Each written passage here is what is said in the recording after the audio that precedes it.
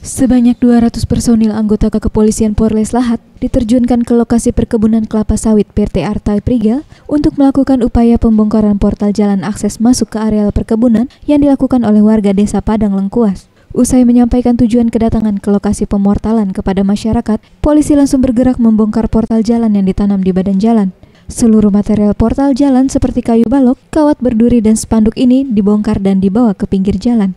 Merasa kecewa dengan pembongkaran yang dilakukan polisi, ratusan warga desa Padang Lengkuas ini pergi meninggalkan lokasi perkebunan dan kemudian mendatangi kantor Pemda Lahat untuk menyampaikan kekecewaan mereka kepada pemerintah daerah Kabupaten Lahat. Menurut Koordinator Lapangan Aksi Warga Desa Padang Lengkuas, Harwan Syah mengatakan, warga Desa Padang Lengkuas menghargai upaya pembongkaran portal oleh polisi dengan tidak melakukan perlawanan. Namun ia merasa kecewa karena polisi dinilai tidak berpihak kepada masyarakat. Pemortalan yang dilakukan warga adalah bentuk perlawanan terhadap PT Arta Prigel yang telah menyerobot tanah adat Desa Padang Lengkuas.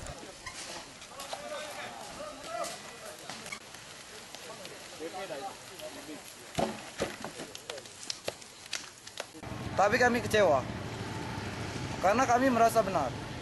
Pihak Arta Prigel itu menyerobot lahan masyarakat Desa Padang Lengkuas dari tahun 95. Tanpa perundingan dengan masyarakat Desa Padang Lengkuas.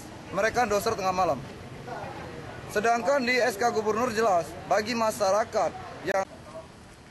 Sampai saat ini upaya dialog antara pihak perusahaan dan masyarakat masih berjalan buntu. Belum ada kesepakatan yang tercapai dari beberapa kali perundingan yang difasilitasi pemerintah setempat. Zulfikri, Sriwijaya TV.